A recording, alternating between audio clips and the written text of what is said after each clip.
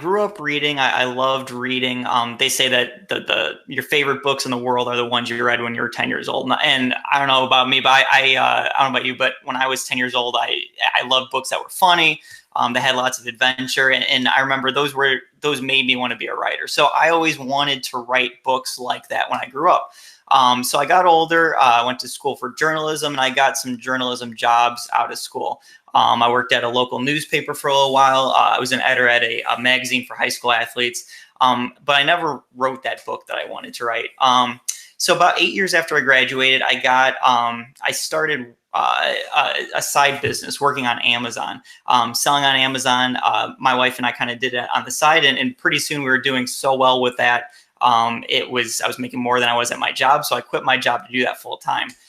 So I was doing that for a couple years, and I was always on Amazon. I was always researching projects, and I saw, I would come across books and going through those books, and I would see, a lot of self-published books, and looking through them, I'd start, read some of them. I'm like, man, I can do that. Like, I want to do that.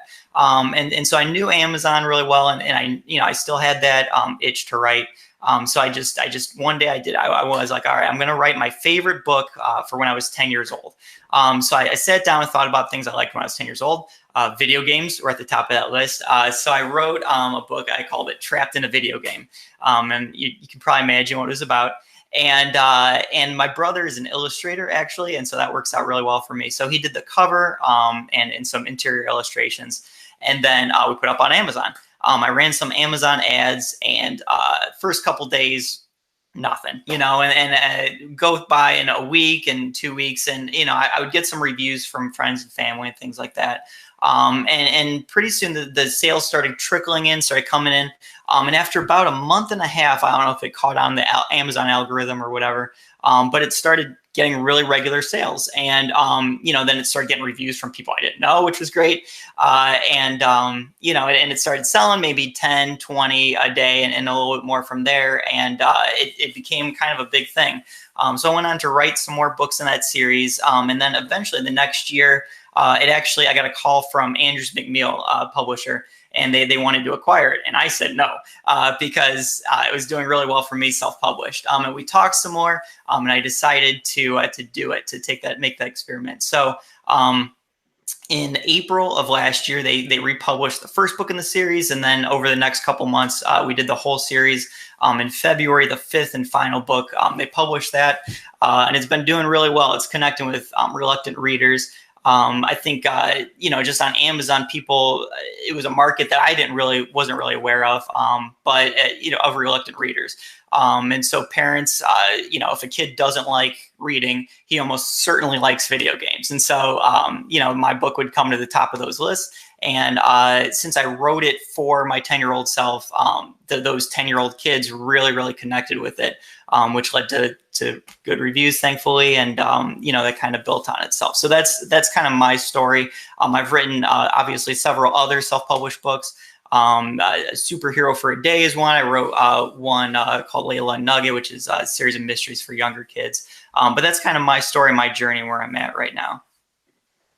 Fantastic. That's a lot very fast, and we're gonna slow down. We're gonna pick some of that apart, because there's a whole bunch of great advice in there that I know you've got to share with us. But let me just start with a nice softball. Why middle grade? Did you always want to write middle grade? Was that the book you dreamed of? Yeah, a couple reasons. One, I don't know how to write 100,000 word book, and so something short, 20,000 words is more my speed. And also, like I said at the beginning, those were the books that I loved the most, and I just always remember I wanted to write something like that. So I work with kids at my church. I run the kids church at my church.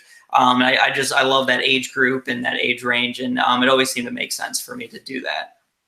And how long had you been running and working with running the thing for the church and working with kids prior to writing Trapped Fruit in a video game? About 8-10 years or so. So yeah, every week now we have about 100 kids down there, and I'm responsible for them for a while. So you got to figure out how to keep them from jumping off the walls, and and teach them something along the way. Plus, what a wonderful opportunity every week for just first-rate market research. Oh, absolutely. Sure. You get a lot of good stories. And do you test things out on them? Do you have them come sit and let me read just a little bit of my new book to you? No, nothing like that. I don't really push the books there, but I have had kids come up and there's this kid that just recently, Arthur is a first grader, and he came up and he found my books in the library and he was real excited, and he's telling the library to get more of them, which was real cool. So but no, I don't really test anything out on them. God bless you, Arthur. Go out there and go to as many libraries as you can and spread the good word.